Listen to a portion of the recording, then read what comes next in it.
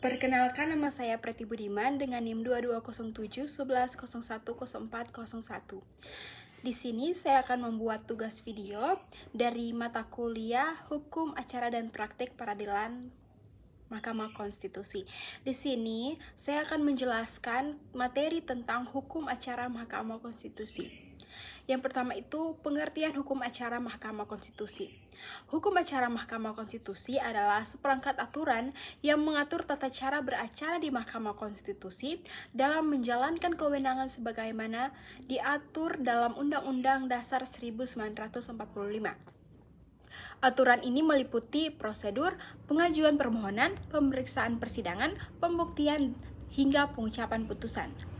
Dasar hukum utamanya yaitu Undang-Undang Dasar Negara Republik Indonesia 1945 Pasal 24C, Undang-Undang Nomor 24 Tahun 2003 tentang Mahkamah Konstitusi yang diubah dengan Undang-Undang Nomor 8 Tahun 2011 dan Undang-Undang Nomor 7 2020. PMK atau Peraturan Mahkamah Konstitusi tentang pedoman beracara sesuai jenis perkara.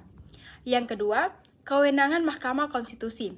Hukum acara Mahkamah Konstitusi mengikuti jenis kewenangannya, pengujian undang-undang terhadap Undang-Undang Dasar 1945 atau PUU, kedua, sengketa kewenangan lembaga negara SKLN, ketiga, pembubaran partai politik, keempat, perselisihan hasil pemilihan umum atau PHPU, kelima, memutus pendapat DPR mengenai dugaan pelanggaran presiden atau wapres, dan setiap jenis kewenangan memiliki hukum acara khusus. Yang ketiga, asas-asas dalam hukum acara Mahkamah Konstitusi. Beberapa asas penting: yang pertama, peradilan cepat, sederhana, dan biaya ringan. Yang kedua, keterbukaan persidangan atau prinsip open court. Yang ketiga, audi et alteram partem, yaitu hak didengar seimbang.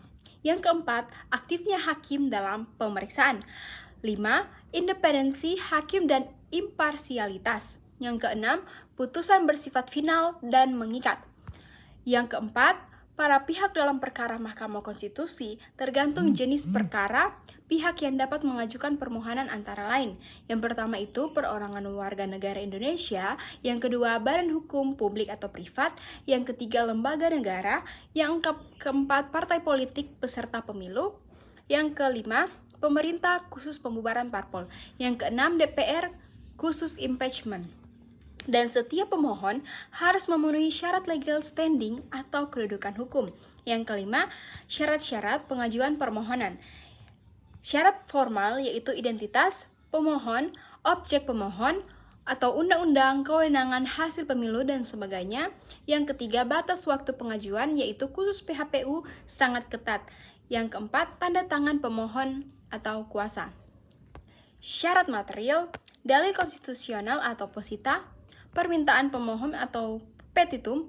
Yang ketiga, bukti permulaan. Yang keenam itu tahapan beracara di MK. Berikut adalah alur umum persidangan, berlaku untuk hampir semua jenis perkara. Yang pertama itu adalah ada pengajuan permohonan.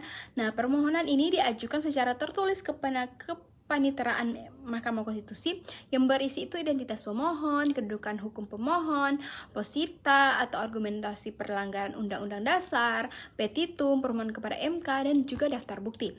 Yang kedua itu ada pemeriksaan pendahuluan.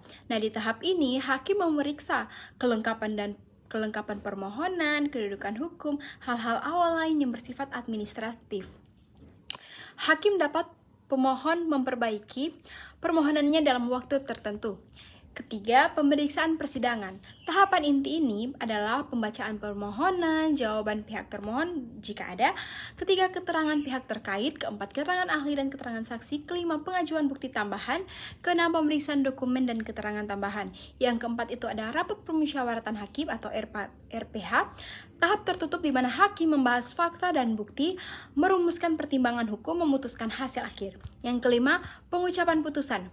Putusan dibacakan dalam sidang terbuka, jenis putusan itu dikabulkan, ditolak, tidak dapat diterima, atau menyatakan tidak berwenang, atau putusan conditionally constitutional yang bersyarat. Alat bukti dalam hukum acara Mahkamah Konstitusi yaitu MK menggunakan alat bukti sebagai berikut: surat atau dokumen, keterangan saksi, keterangan ahli, keterangan para pihak, petunjuk, alat bukti lain yang menurut Mahkamah Konstitusi relevan.